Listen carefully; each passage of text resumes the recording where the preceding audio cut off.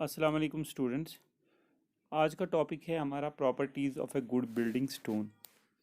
तो इसमें क्या है कि जो भी हम सिविल इंजीनियरिंग कंस्ट्रक्शन करते हैं तो डिफरेंट टाइप की स्टोन्स हमें यूज़ आ जाती हैं वहाँ पे। तो अब कैसा काम करना है, किस जगह पे हमें यूज़ करनी है, तो हम क्या करते हैं कि उनकी सूटेबिलिटी देखते हैं डिफरेंट कंडीशंस पे कैसी कैसी है। तो कुछ ऐसी ही प्रॉपर्टीज़ हैं जो हम पहले एग्जामिन करते हैं कि स्टोन को यूज़ करने से पहले। तो वो हम देखेंगे इसमें, इस टॉपिक में हम वही चीज़ देखेंगे कैसे कैसे हम एग्जामिन कर सकते हैं उस स्टोन को। तो सबसे पहले जो इसकी प्रॉपर्टी आती है वो है अपीयरेंस एंड कलर।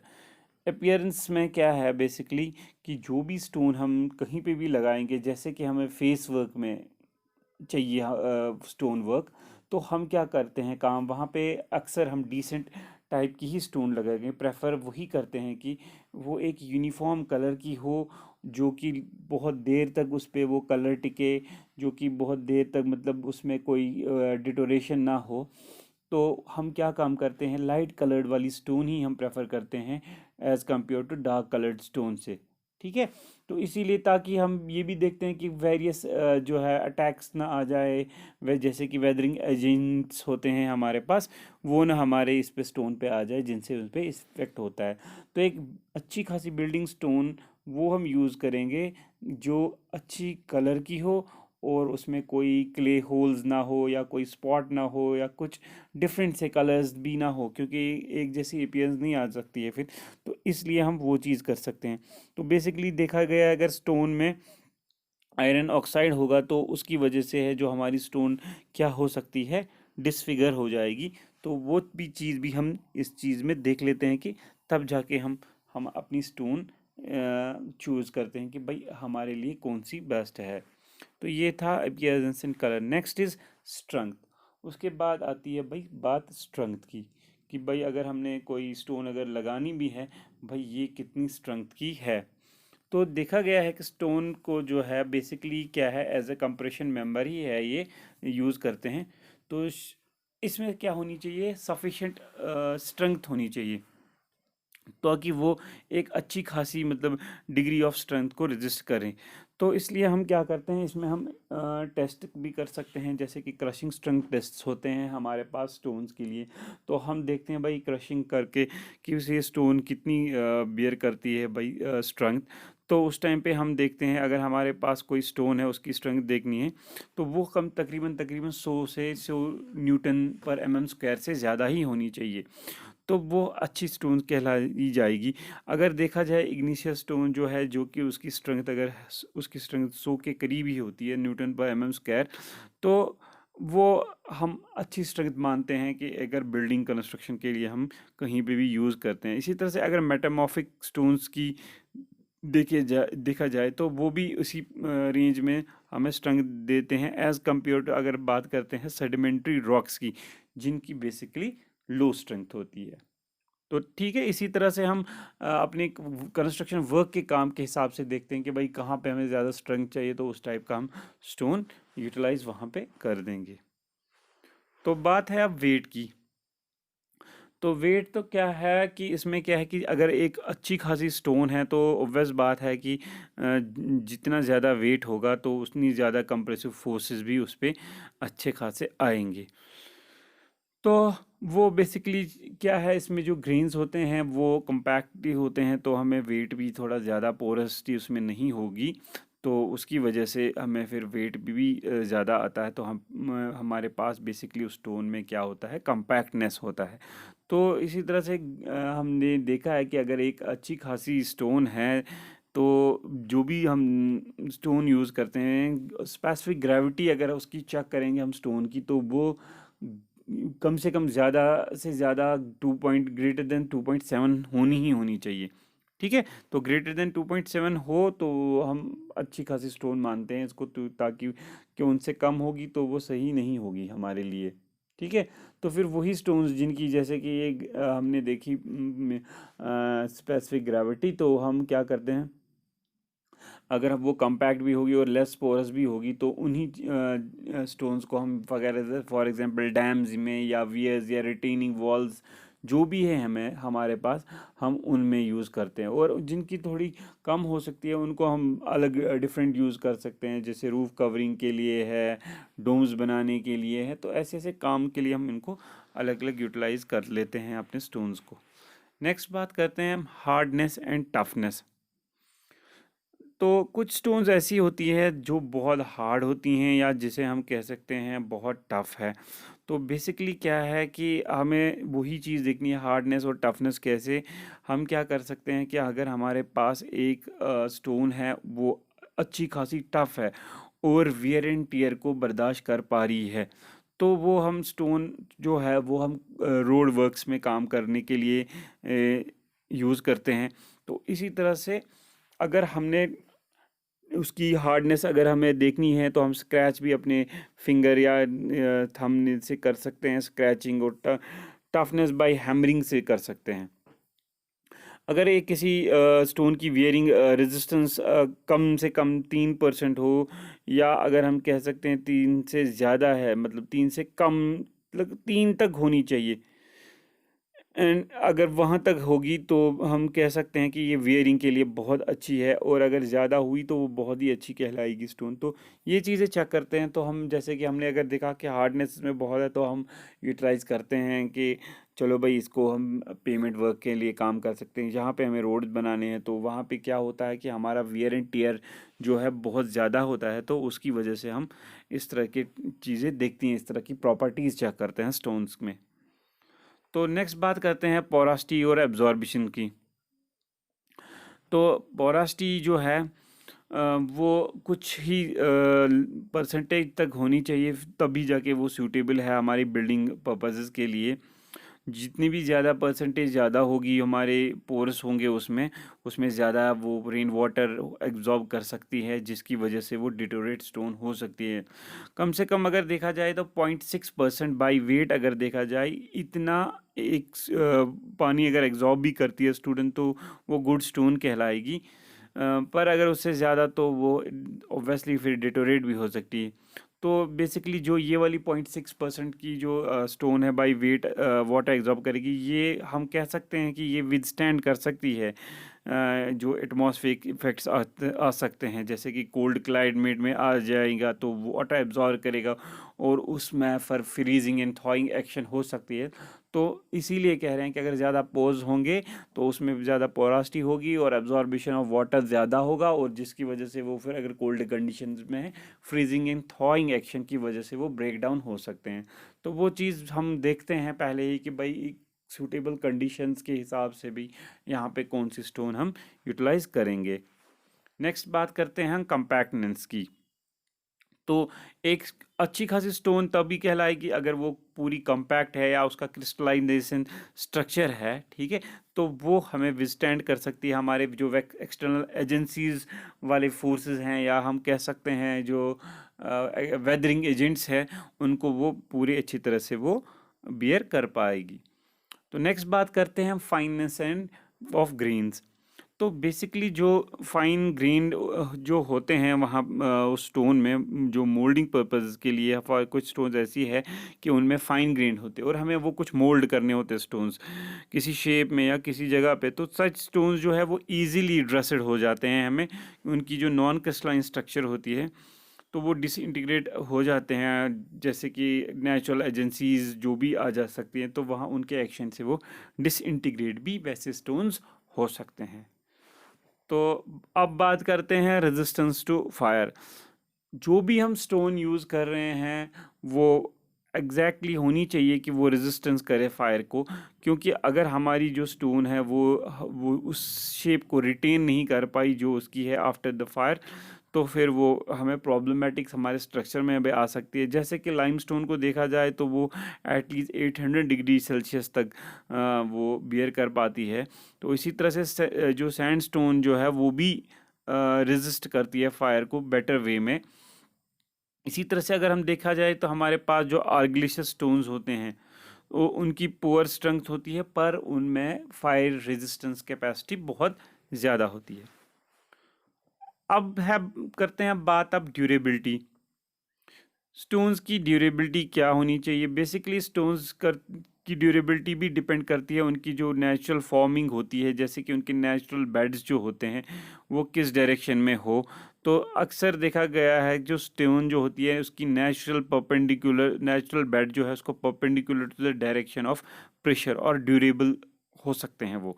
तो ड्यूरेबल स्टोन्स वो हम कह सकते हैं जिनमें होमोजीनियस टाइप का हो या एसिड रेजिस्टेंस हो, और जिनमें हम नेग्लिजिबल वाटर एब्जॉर्बिशन क्वांटिटी हो सकती है वहाँ पे। तो उस प्रॉपर्टीज़ को हम ड्यूरेबिलिटी ऑफ अ स्टोन कह सकते हैं, ठीक है। और इसी तरह से अगर देखा जाए तो एटमॉस्फेरिक एजेंसीज जो है जो हमारी ड्यूरेबिलिटी को स्टोन की इफ़ेक्ट कर सकते हैं, जैसे कि हीट कभी हो सकती है कंडीशन, और कोल्ड है तो डिफरेंस इन टेम्परेचर वेरिएशंस आ सकती है, ठीक है। कभी वेटनेस आ गई, कभी ड्राइनेस आ गई ड्यू टू रेन और सनशाइन की वजह से, और केमिकल एजेंसी जैसे गैसेस वैसेस भी है, तो उनकी वजह से भी ड्यूरेबिलिटीज़ में हमें क्या हो सकता है, प्रॉब्लम आ सकती है। तो इसीलिए अगर हमें ड्यूरेबिलिटी बनानी है तो हम क्या करते हैं, नेचुरल बेड जो है वो हमें देखना है, केयरफुली नोटेड करना है, और उनका जो स्ट्रक्चर है तो वो देखना है कि जो नेचुरल बेड है क्या वो परपेंडिकुलर या नियरली है तो द डायरेक्शन ऑफ प्रेशर के हिसाब से वो परपेंडिकुलर होना चाहिए। तो अब बात करते हैं हम ड्रेसिंग की। तो ड्रेसिंग में हमने इससे पहले भी देखा हुआ था कि पढ़ा भी है, ड्रेसिंग जो है वो शेप ऑफ स्टोन या डेकोरेटिव पर्पस के लिए हम देते हैं ताकि एक यूनिफॉर्म टेक्सचर और सॉफ्टनेस हमें मिले हमारी जो है स्टोन है, और हम उसको अच्छे तरह से कहीं पे भी हम यूटिलाइज कर सकते हैं, ठीक है। इसी तरह से हम कह सकते हैं कि भाई जो एक एक पॉइंट और हम ऐड कर सकते हैं, जैसे कि टेक्सचर है, जो जो हम गुड बिल्डिंग स्टोन होगी उसका जो टेक्सचर मैंने कहा वो क्रिस्टलाइन फॉर्म में होना चाहिए, तो वो भी है हमारे पास एक प्रॉपर्टी ही कहलाएगी वो चीज़। So next topic is test on building stones. जो भी हमारे पास अब स्टोन्स है तो हमें उन्हें टेस्ट करना है ताकि हम उनकी जो डिफरेंट प्रॉपर्टीज़ है वो चेक कर पाए कि भाई वो कैसे कैसे प्रॉपर्टीज़ बिलोंग करती है, क्या उनमें एसिड बियर करने की क्षमता है, या हार्डनेस टेस्ट वो कर सकते हैं, या हमारे वाटर एब्जॉर्बिशन कितना है। इवन इसी तरह से जैसे हमने कहा था कि इतने परसेंट एब्जॉर्ब करना चाहिए, या हमने कहा था ये क्रशिंग स्ट्रेंथ ऑफ स्टोन इतना होना चाहिए, तो वो सब टेस्ट जो है वो हम करेंगे इसमें हर एक स्टोन में जो भी हमारे पास सैंपल्स होंगे वहाँ पे, तो हम उनके लिए टेस्ट करते हैं। तो हम बात करते हैं पहले वाटर एब्जॉर्बिशन टेस्ट फॉर स्टोन। तो इसमें हमें कुछ स्टेप्स फॉलो करने हैं कि सबसे पहले क्या है कि हमारे पास सैंपल होना चाहिए स्टोन्स का जिसमें हम वाटर एब्जॉर्बिशन टेस्ट कर पाएंगे। तो हम क्या करेंगे, इसमें हम 50 ग्राम का एक क्यूबिक फॉर्म का एक स्टोन बनाएंगे, प्रिपेयर करेंगे, और उसको हम फिर लेके जाएंगे वेइंग मशीन के पास, तो उसको फिर से एक्चुअल वेट उसका नोट करेंगे। तो उस जो एक्चुअल वेट हमने नोट किया उसका रखेंगे है W1 grams. For example W1 is equal to 50 grams. Next step है हमारे पास, उसी क्यूब को हम इमर्स करेंगे डिस्टिल वाटर में, उसको पानी में डालेंगे, डिस्टिल वाटर में डालेंगे 24 घंटों के लिए, ताकि ये कुछ पानी एब्जॉर्ब करे, हमारी स्टोन जो है वो पानी को एब्जॉर्ब करे।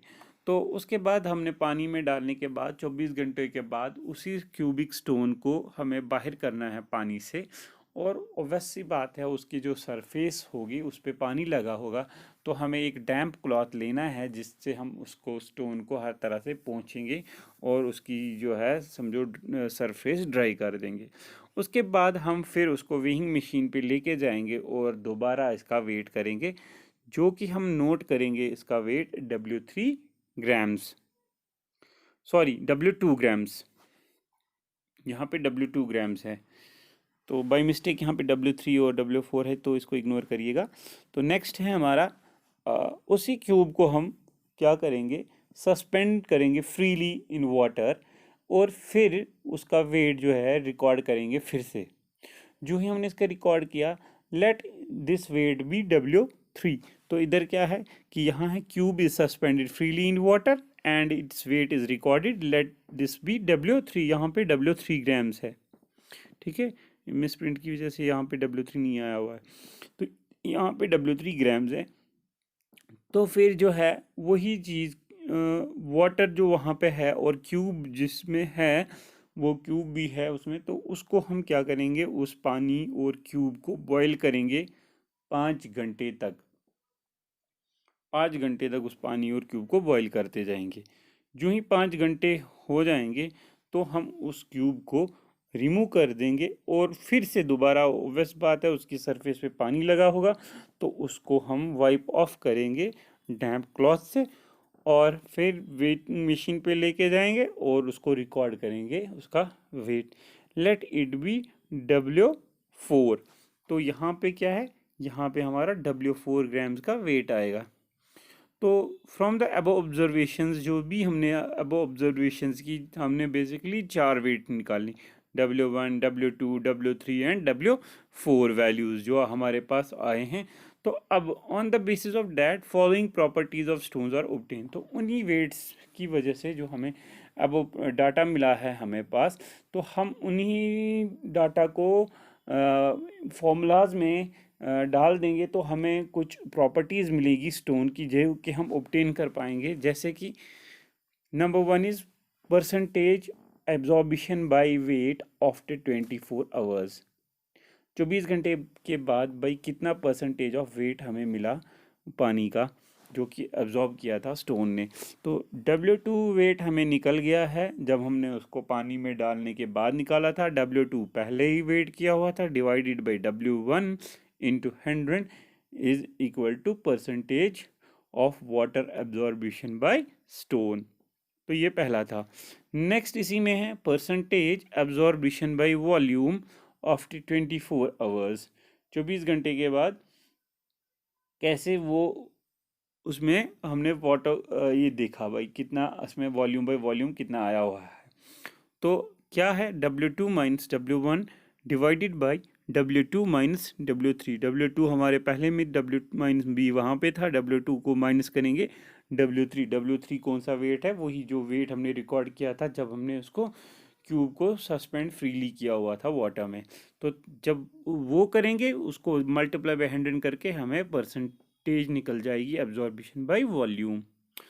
वॉल्यूम ऑफ डिस्प्लेस्ड वाटर, वो कितना है डिस्प्लेस्ड वाटर, वो हमारे पास W2 माइनस W3 मिलेगा। W2 भी है आपके पास, W3 भी था आपके पास। और अब इसी तरह से percentage of porosity by volume, ठीक है, percentage porosity by volume. W4 हमारे पास निकल आ चुका है, minus W1 divided by W2 minus W3 into 100।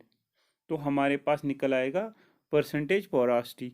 Next is density निकालनी होगी स्टोन की, तो वो कैसे निकालेंगे हम, हमारे पास W1 divided by W2 minus W3, जिसके यूनिट्स हमारे होंगे kg पर सेंटीमीटर या मीटर क्यूब जो भी सॉरी है हमारे पास। तो यूनिट्स इसके आएंगे मास पर यूनिट वॉल्यूम, ठीक है। तो specific gravity that is W1 divided by W2 minus W3। अगर हमें किसी चीज़ की स्पेसिफिक ग्रेविटी निकालनी होगी तो हम वो भी निकाल सकते हैं, W1 divided by W2 minus W3 से हम करेंगे तो हमारी स्टोन की स्पेसिफिक ग्रेविटी निकल आएगी। इसी तरह से अगर हमें सैचुरेशन कोफिशिएंट देखना होगा तो वो होता है water absorption divided by total porosity. तो वो है W2 minus W1 divided by W4 minus W1। तो हमारे पास जो भी अब हमारे पास वैल्यूज़ जो आए थे, ठीक है, तो उन्हीं चीज़ों से हमने इतनी सारी चीज़ें निकाली थी। कभी कभार क्या है कि अगर आप देखेंगे आपके पास अगर वाटर एब्जॉर्बिशन टेस्ट आया कभी सिंपल से, तो आप पहला ही जो पहले हमारे पास पहले 4 स्टेप्स हैं, तो इतना ही हमारे पास वो टेस्ट करने के लिए हमारा वाटर एब्जॉर्बिशन टेस्ट निकल आता है, ठीक है।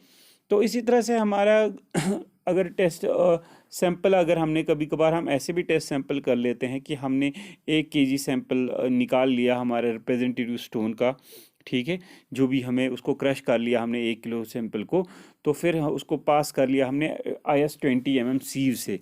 तो फिर उसी सैंपल को हम डिस्टिल्ड वाटर में डाल के, चाहे ग्लास में वेसल में डालेंगे या किसी टैंक में हम के रखेंगे वहाँ पे रूम टेम्परेचर पे ही 24 घंटे के लिए। फिर उसको हम बाहर निकाल के डैम्प क्लॉथ से ही उसको वो एयर जो भी वहाँ पे बाहर लगा होगा उसको डैम्प क्लॉथ से हम साफ़ करते हैं, वहाँ पे पानी वानी जो भी है। और उसके बाद फिर हम सैंपल को वेट करते हैं। उस टाइम पे उस सैंपल को हम पहला वेट W1 के नाम से रखते हैं और फिर कुछ देर तक उसको 24 हम कहेंगे 24 आवर तक उसी सैंपल को हम ऑन में डाल देते हैं। जो ही हमने ऑन में डाल दिया उस सैंपल को, तो वो ओब्वियसली उसमें से मॉइस्चर जो निकल आएगा उसको W2 हम वेट फिर करते हैं फिर से, तो W2 वेट आ जाता है। तो फिर क्या करते हैं कैलकुलेशन के टाइम पे हम सिंपल W1 जो हमारा पहले आया था minus W2 divided by W1 into 100, तो हमारा वहाँ से वाटर एब्जॉर्बिशन टेस्ट वैसे भी होता है। ठीक है, ये भी एक। तो नेक्स्ट बात करते हैं हम हमारे सिमिट टेस्ट की। तो सिमिट टेस्ट जो है ये परफॉर्म इसलिए हम करते हैं कि हम देखते हैं भाई कहीं सॉल्युबल मैटर्स तो नहीं है हमारे सैंपल ऑफ स्टोन, जो भी हमने सैंपल ऑफ स्टोन चुन लिया है क्या उसमें कहीं सॉल्युबल मैटर्स तो नहीं है। तो इसके लिए क्या करते हैं हम सिमिट टेस्ट के लिए, सबसे पहले जो भी स्टोन हमने चूज़ की है उसके थोड़े पीसेस छोटी छोटी चिप्स करते हैं, उस स्टोन के पीसेस को ब्रेक करते हैं और उनको लेके हम क्या करते हैं किसी ग्लास ट्यूब में हम डाल देते हैं और फिर वही ग्लास ट्यूब में हम पानी फिल कर देते हैं, क्लियर वाटर कर देते हैं उसमें फिल। तो 1 घंटे के बाद हम देखते हैं क्या भाई इसमें कोई प्रॉब्लम कुछ हुआ तो नहीं है, कुछ मतलब कलर कुछ डिफरेंट तो नहीं हुआ। अगर नहीं हुआ तो हम क्या करने की कोशिश करते हैं, पहले फिर उसके बाद खुद ही हम शेक कर लेते हैं, विगरसली शेकन करते हैं, वहाँ स्टायर करते हैं उसको। तो उसकी वजह से अगर हमें वहाँ पे अर्थी मैटर अगर कोई हमें वहाँ पे मिला तो वो क्या करेगा, कन्वर्ट करेगा पूरे साफ पानी को गंदे पानी में बना देगा वो। ठीक है, जब मैंने उसको शेक कर लिया वो पूरा साफ पानी जो वहाँ पे वो छोटे छोटे चिप्स और स्टोन्स भी थे तो उनके साथ मिलके वो पूरा गंदा कर देगा अगर हमारे पास वहाँ पे कुछ सॉल्युबल मैटर होंगे। तो अगर पानी साफ का साफ वही है तो इसका मतलब है भाई जो स्टोन है हमारी वो बहुत अच्छी ड्यूरेबल है और वो फ्री फ्रॉम सॉल्युबल मैटर नहीं है उस पे में कोई भी सॉल्युबल मैटर। तो ये टेस्ट हम तब देखते हैं क्योंकि अगर हमारे पास सॉल्युबल मेटल्स वहाँ पे होंगे तो उसकी वजह से हमारी जो स्टोन है उसमें ड्यूरेबिलिटी नहीं हो सकती है और सिंपल सी बात है वो डिटोरेट हो सकती है उन चीज़ों से। नेक्स्ट हम बात करते हैं टफनेस टेस्ट की।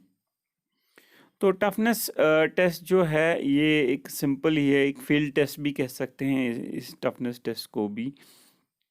तो इसमें क्या है कि हम क्या देखते हैं कि भाई कितनी इसमें भाई टफनेस है, कि अगर मैंने इस पे कोई फोर्स अप्लाई किया है तो भाई हमारी जो स्टोन है वो कैसा रिफ्लेक्ट करेगी, वो कैसा टफनेस वहाँ से दिखाएगी। तो इसमें सिंपल से क्या करते हैं हम, हमारे पास मैंने कह दिया कि ये फील्ड टेस्ट है तो हम क्या करते हैं स्टोन को स्ट्रक करते हैं किसी हैमर से, तो जिससे हमें एक गेज भी देखते हैं उसमें कि कितना है टफनेस ऑफ स्टोन से, कि भाई जितना फोर्स हमें वहाँ पे रिक्वायर है ब्रेक करने के लिए स्टोन तो वो रिफ्लेक्ट दिखाती है कि भाई टफनेस ऑफ स्टोन कितनी है।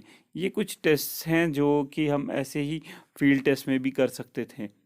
ठीक है, तो नेक्स्ट लेक्चर हम फर्दर हम आगे कुछ टेस्ट पढ़ेंगे इसमें, जैसे कि हमें आगे जाके इसमें टेस्ट देखना है कि टेस्ट फॉर स्ट्रेंथ टेस्ट भी करेंगे, कंप्रेसिव स्ट्रेंथ टेस्ट भी देखेंगे इसमें हम, वो पढ़ेंगे इसमें, और ऐसे भी कुछ और टेस्ट हैं जो भी हम नेक्स्ट लेक्चर में ही वो कर पाएंगे।